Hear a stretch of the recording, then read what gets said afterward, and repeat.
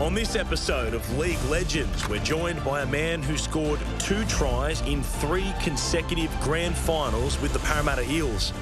Brett Kenny is a 4-time Premiership winner, a member of New South Wales' first ever Origin Series win, and toured with the undefeated Kangaroos in 1982 and 1986.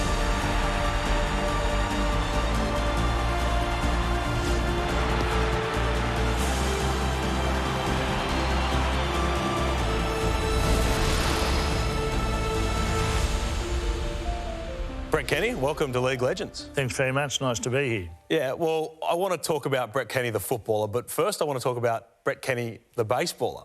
You had a bit of a young career in baseball at a time. Tell me about that. Yeah. Well, I guess it was a natural thing for me. My father and my uncle both played baseball for Australia, and I guess the best way to describe it is they were like the chapels of baseball.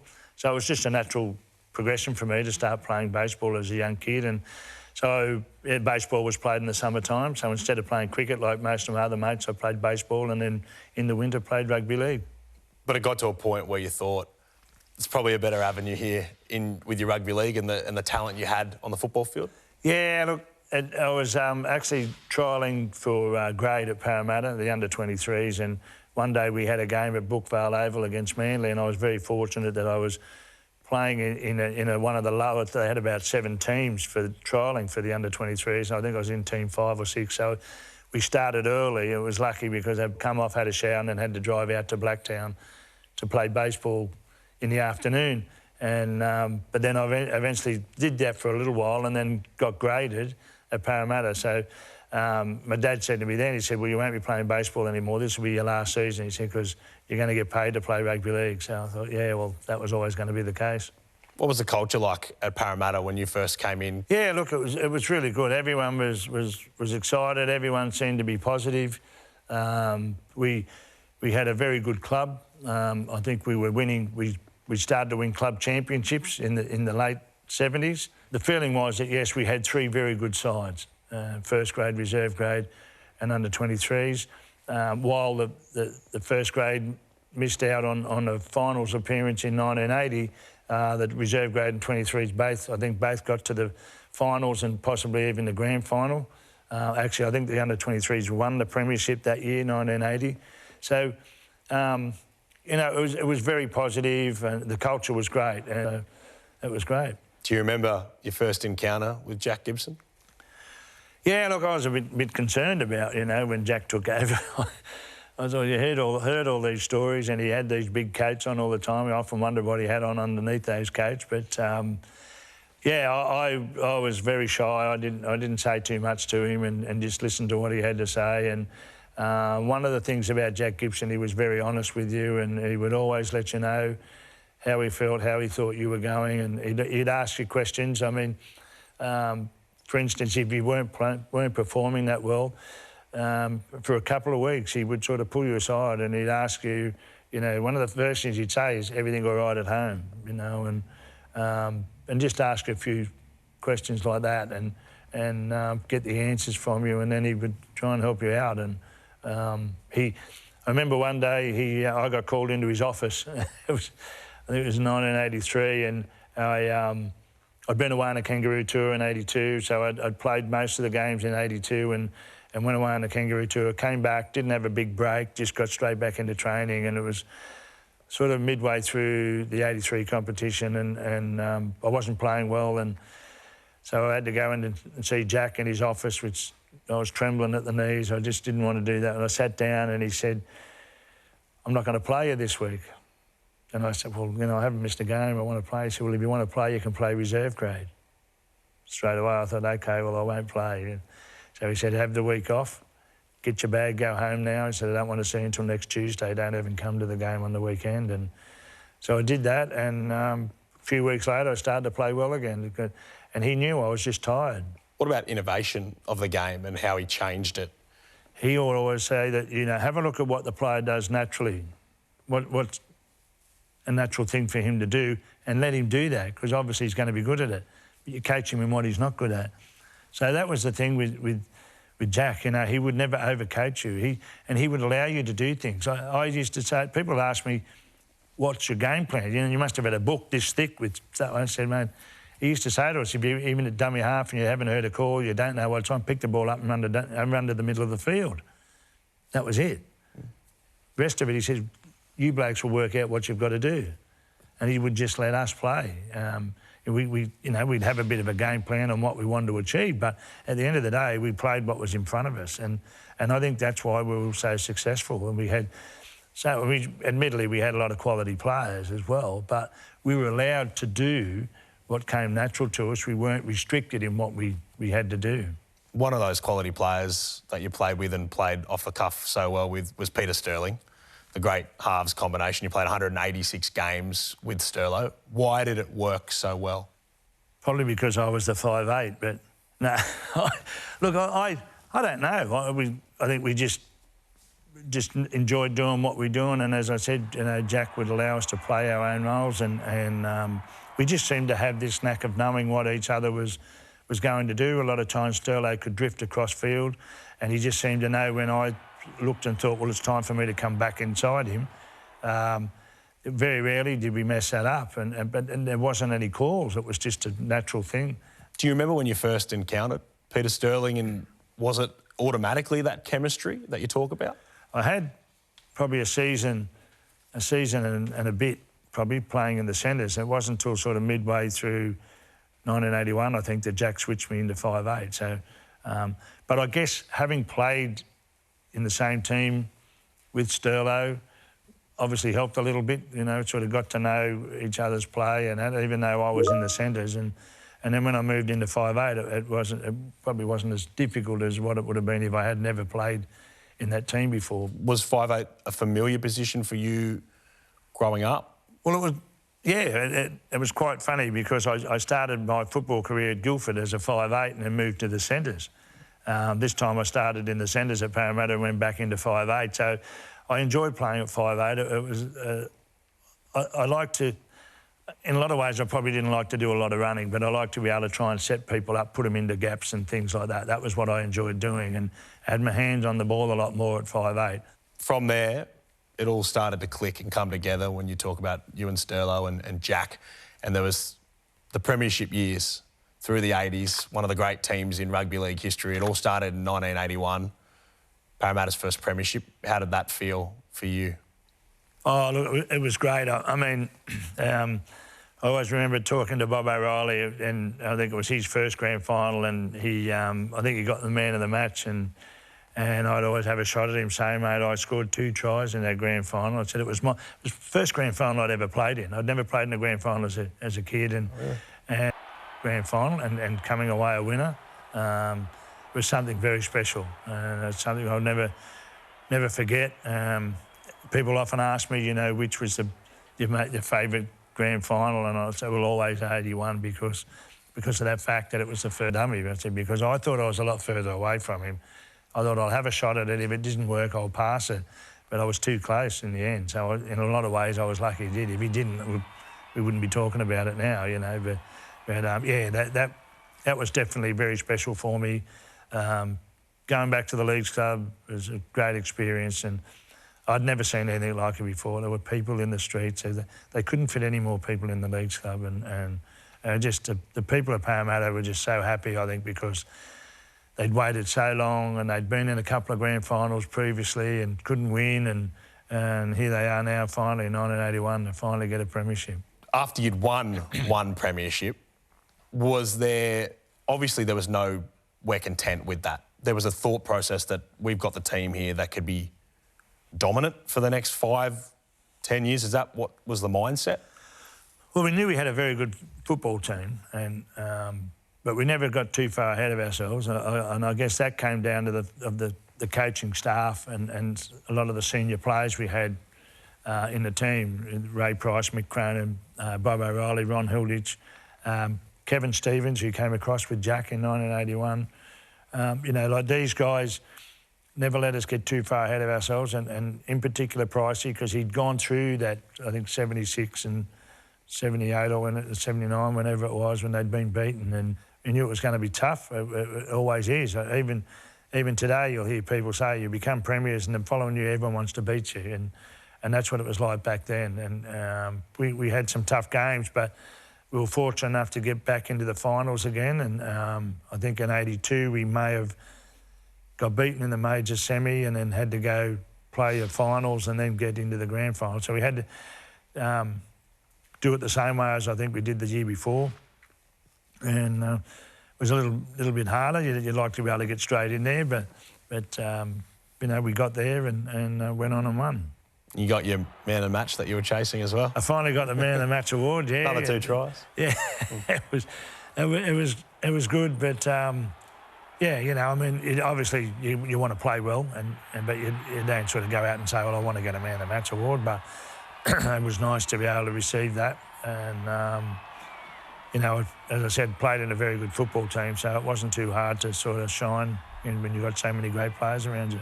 Of course, you did it again the year after, another 2 tries, only time that's ever been done in history. How did you keep crossing the line in big games?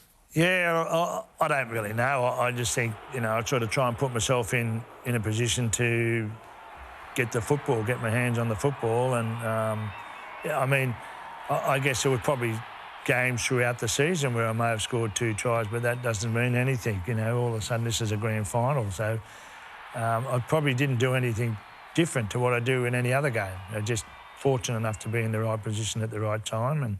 And that's all I used to do. Try and put myself in a position to accept the football, and if I was fortunate enough to be able to score, well, that's what happened. Having won then 3 grand finals straight, you've won 2 man of the matches back to back. Was it just this aura of invincibility about the team? Did you feel like you guys were just unbeatable considering where you'd come from? Well, I don't know whether we probably, as I said earlier, with the senior players and the coaching staff. I mean, obviously in '84 we had John Money. Jack had retired from coaching us at the end of '83. So we had a lot of guys there that could sort of keep you level-headed and not get too carried away with everything. But yes, we did believe we had a very good side, and we were always thinking we could make the finals. And if we make the finals, well, who knows what could happen. And then obviously we made the finals again in '84, got to the grand final.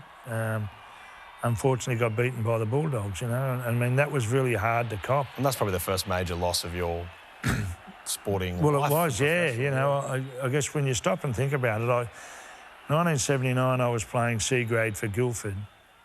At the end of 1980 I was playing first grade for Parramatta.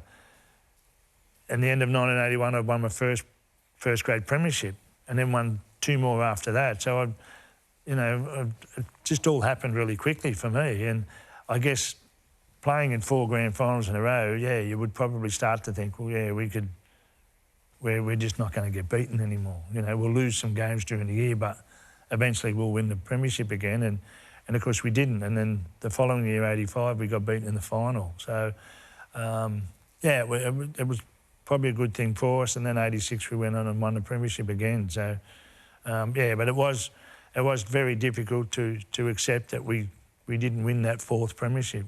Before that '86 premiership in the New South Wales Rugby League, but you played another big game overseas in England in the Challenge Cup in '85. Talk me through that experience, that final 100,000 people at Wembley, playing against Sterlo.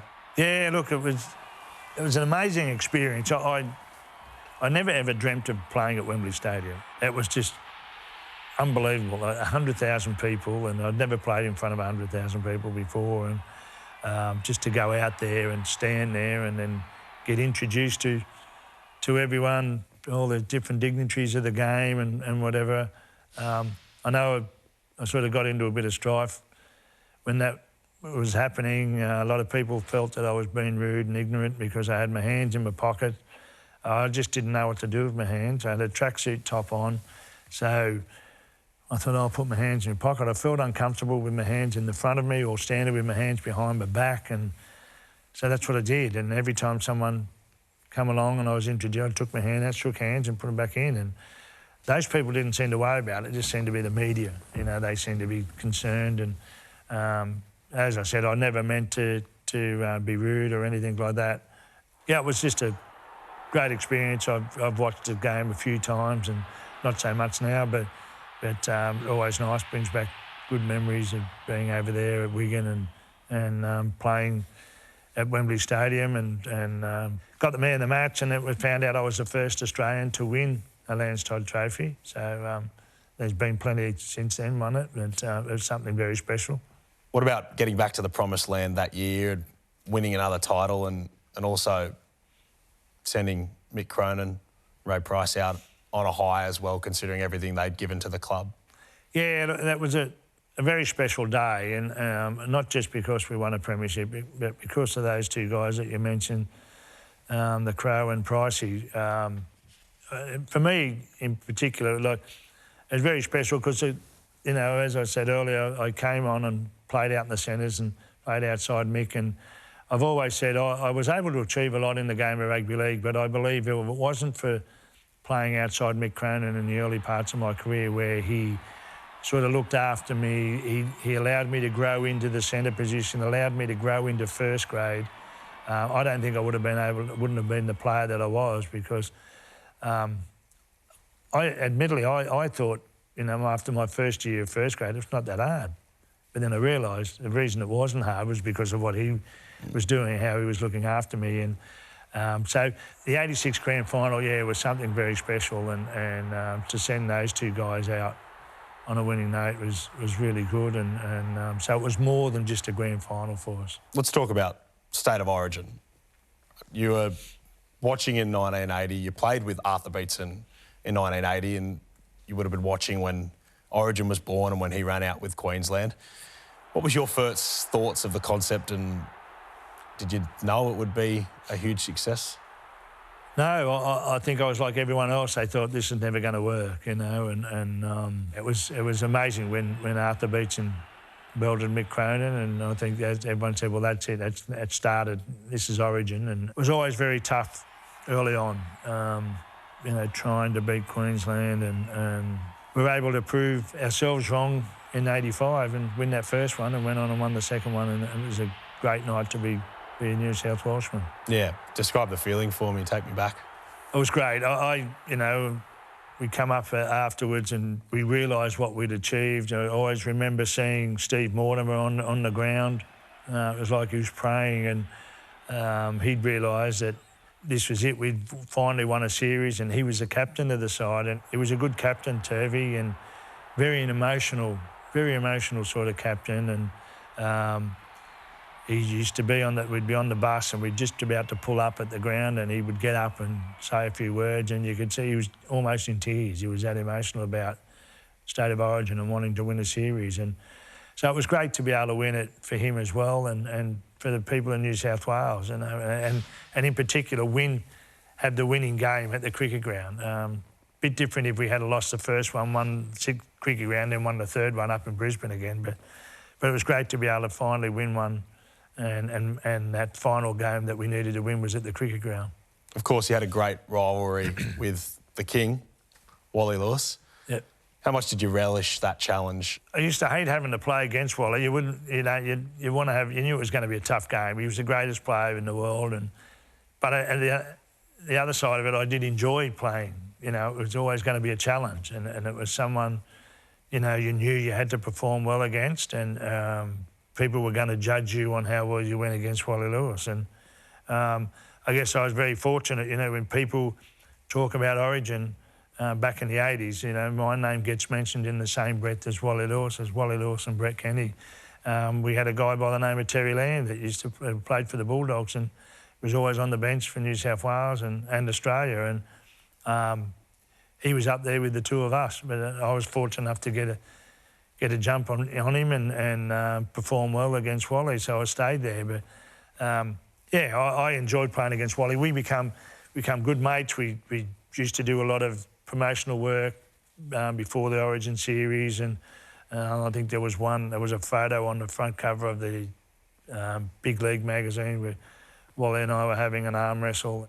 The arm wrestle, was that on the original Origin trophy, wasn't it? Yes. Yeah. Yeah. How did that all come about? Well, I don't know. They wanted to bring out a trophy for Origin, and So I think they used that, what they saw on the front page of the, on the cover of the Big League magazine, so they used that, and it was all done in copper and everything, and it's a great honour to be able to think that you're, you know, you've got your melon on the shield, you know, for the state of origin.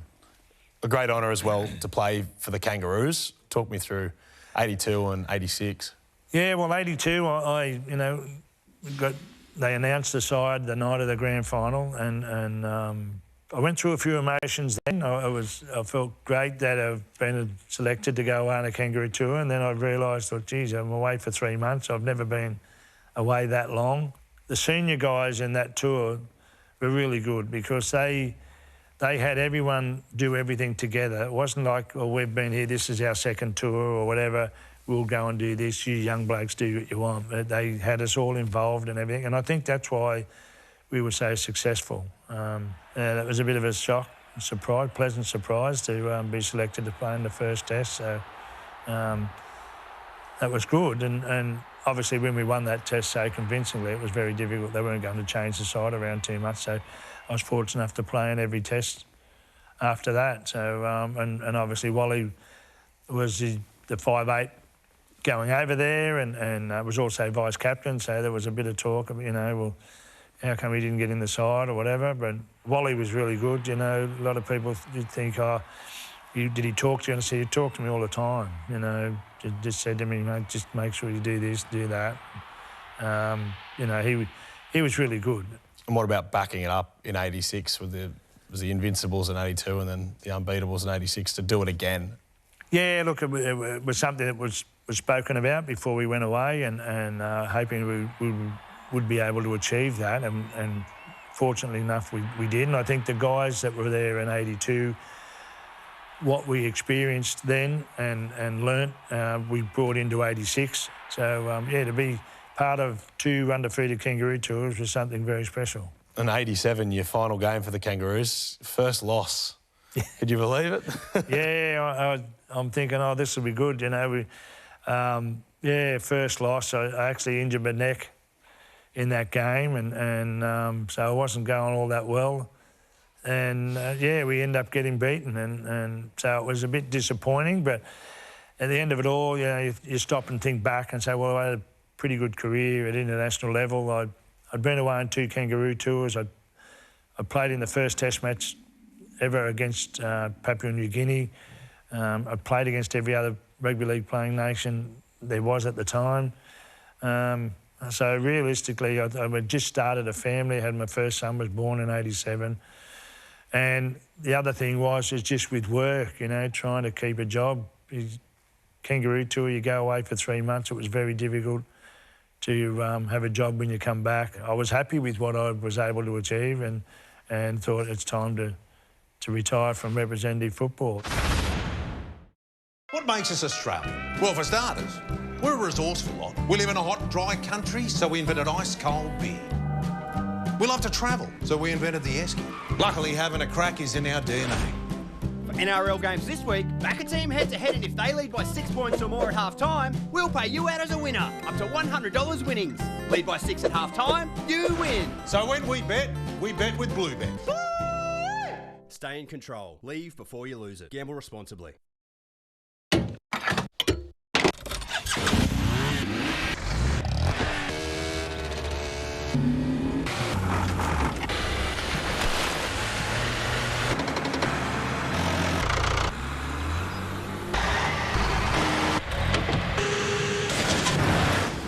Formulated for the Australian conditions, Amplified premium fuels are engineered to maximise the performance of your engine. Ampol, Australia's own. The new low and slow pulled pork sub. 8 hours of juicy, smoky, slow MG deliciousness. Lunch is served.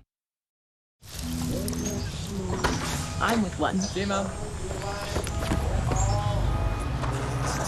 I just got my first one. I started smiling. Well, we're both with one. It took him a while, though. All in this together. I heard nearly 5 million Australians have one. You too could be better off with a super fund run for you. Just look for the symbol. It's just pizza, right? Nothing special. Seriously? Delicious, authentic ingredients, perfect sourdough base. People I'm way too comfortable with. McCain Rustica. Nothing special? Beg to differ. This program brought to you by the 715. Tab. Long may we play. Harvey Norman. Shop in store or online. And Toyota Material Handling. Get the Toyota Forklift Advantage.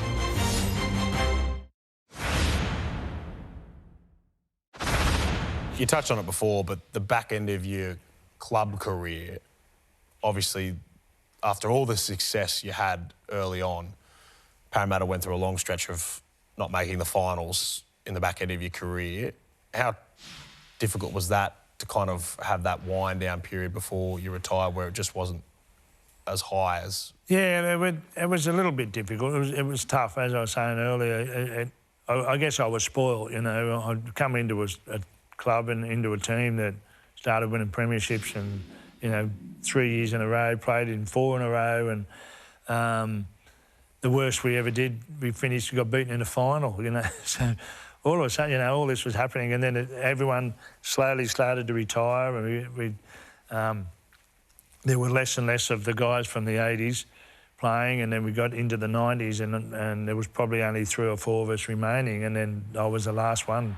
It was difficult, but in a lot of ways too, I think sometimes it made me a better person because I had to learn to accept losing. You don't ever want to accept losing, but I had to learn that, you know, you can't always win. Can you believe that 86 was Parramatta's last premiership? It's just gone so quickly, but there hasn't been that success. How tough has that been to watch? I know that, as you say, you don't sort of realise how long it's been. I guess too, possibly because of the fact that they did play in grand finals. The club has played in, I think, 2001, 2009. So they have played, they just hadn't won any. It's been difficult for a lot of the supporters and everything, and I think a lot of